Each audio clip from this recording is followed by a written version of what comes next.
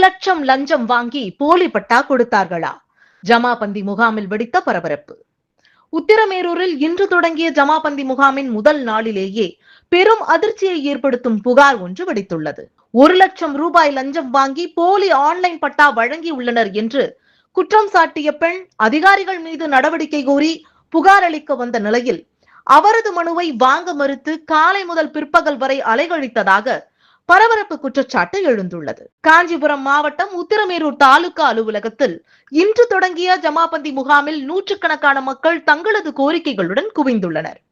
அப்போது உத்திரமேரூர் மேட்டுத்தெருவைச் சேர்ந்த மீனா என்ற பெண் தன்னிடம் நடைபெற்றதாக கூறப்படும் அதிர்ச்சி மோசடியை வெளிச்சத்துக்கு கொண்டு வந்தார். கடந்த 2024ஆம் ஆண்டு கிராம நிர்வாக அலுவலர் மற்றும் கிராம உதவியாளர் ஆகியோர் சேர்ந்து 1,00,000 ரூபாய் லஞ்சம் பெற்று வீட்டுமனை பட்டா வழங்கியதாகவும் அந்த பட்டாவை நம்பி வங்கிக் கடன் பெற்று வீடு கட்டியதாகவும் அவர் குற்றம் சாட்டியுள்ளார்.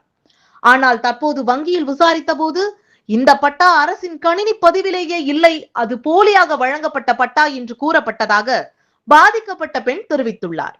இதனால் அதிர்ச்சி அடைந்த அவர் ஜமாபந்தி முகாமில் புகார் அளிக்க வந்தபோது அதிகாரிகள் மனுவை வாங்காமல் நேரத்தை கடத்தியதாகவும் ஒப்புகை சீட்டு கூட வழங்க மறுத்ததாகவும் குற்றம் சாட்டியுள்ளார். காலை முதல் பிற்பகல் வரை காத்திருந்த பிறகே போராடி வட்டாட்சியரை நேரில் சந்தித்து மனுவை வழங்கியதாக மீனா தெரிவித்துள்ளார்.